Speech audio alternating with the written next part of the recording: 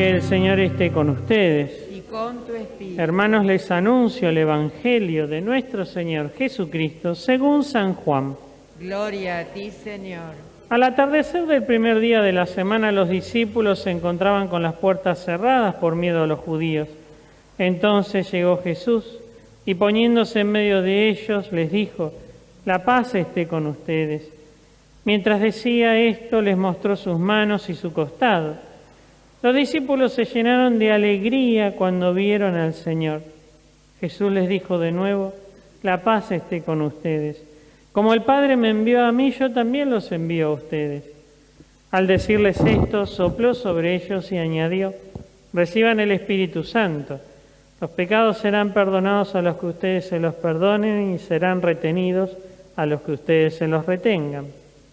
Tomás, uno de los 12, de sobrenombre el Mellizo, no estaba con ellos cuando llegó Jesús. Los otros discípulos le dijeron: «Hemos visto al Señor». Él respondió: «Si no veo la marca de los clavos en sus manos, si no pongo el dedo en el lugar de los clavos y la mano en su costado, no lo creeré». 8 días más tarde estaban de nuevo los discípulos reunidos en la casa y estaba con ellos Tomás. Entonces apareció Jesús estando cerradas las puertas. Se puso en medio de ellos y les dijo: «La paz esté con ustedes». Luego dijo a Tomás: «Trae aquí tu dedo, aquí están mis manos. Acerca tu mano, métela en mi costado.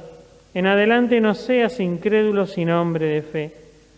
Tomás respondió: «Señor mío y Dios mío». Jesús dijo: «Ahora crees porque me has visto. Felices los que creen sin haber visto».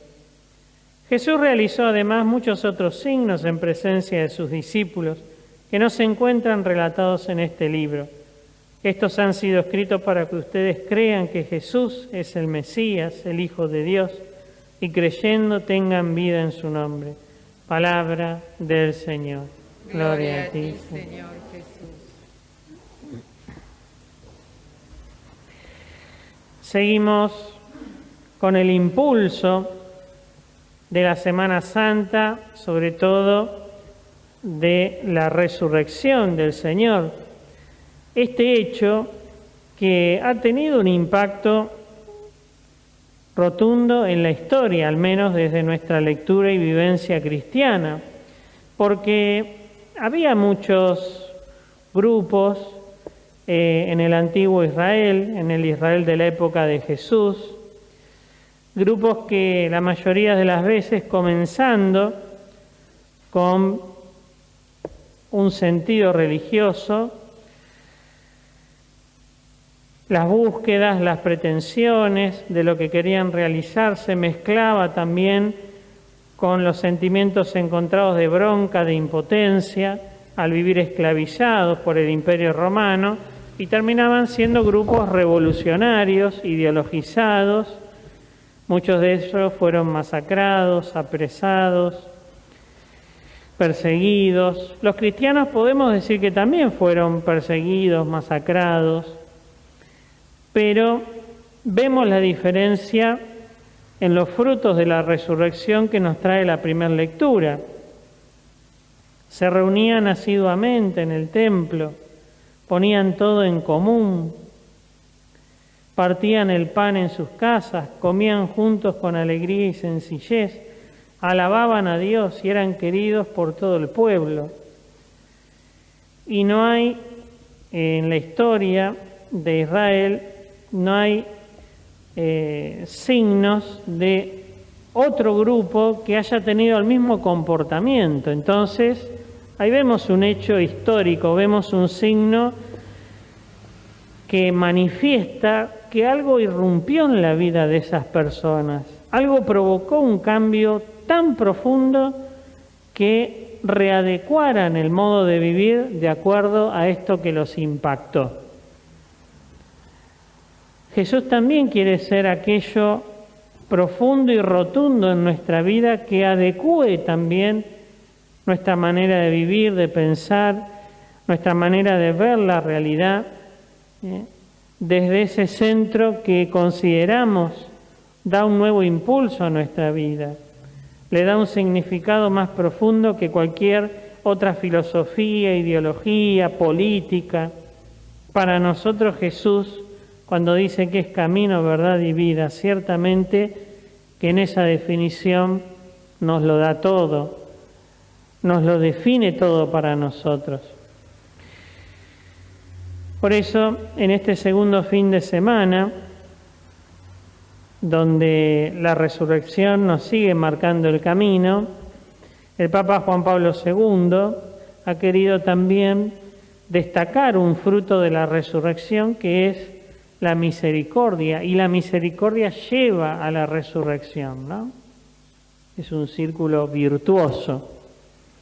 Hoy a la mañana en el mensaje del fin de semana para el colegio donde acompaño, justamente les decía, la misericordia resucita, y como institución educativa, como docente y también como cristianos, la misericordia no puede pasar solamente por un sentimiento, es el acercamiento de Dios a nuestras vidas y para nosotros es también un instrumento de resurrección para los demás, porque la misericordia resucita, provoca resurrección, resucita la afectividad, las emociones, resucita el corazón que está encerrado en sus miedos, en sus angustias, destraba, activa. La misericordia también nos encausa en el carril del verdadero sentido de la vida. Cuánto bien nos hace la misericordia, cuánto bien nos hace el hecho de vivirla, de incorporarla, de mirarnos con los ojos de la misericordia del Señor, porque somos muy duros con nuestra mirada muchas veces parcial, limitada, rencorosa. Mirarnos con los ojos de Dios, mirarnos en este presente con los ojos de Dios. Y esa mirada el Señor nos la da cada día a través de la oración, a través de su palabra, si lo buscamos, porque Él se deja encontrar, esa mirada sanadora, oxigenada, revitalizante, viene a nuestra vida y se ofrece también como un servicio a los demás. Por eso, pidámosle al Señor que podamos vivir como comunidad, comunidad acá presencial, comunidad virtual a través del Facebook, de las redes, esta experiencia y vivencia de la primer comunidad.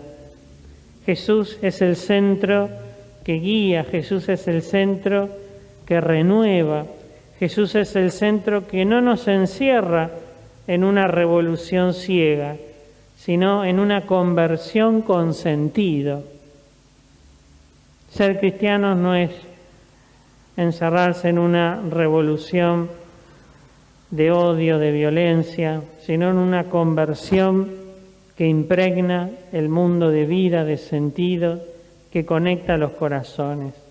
Que seamos instrumentos de misericordia para resucitar el mundo, para resucitar los corazones de todos los que también forman parte de nuestra vida. Que así sea.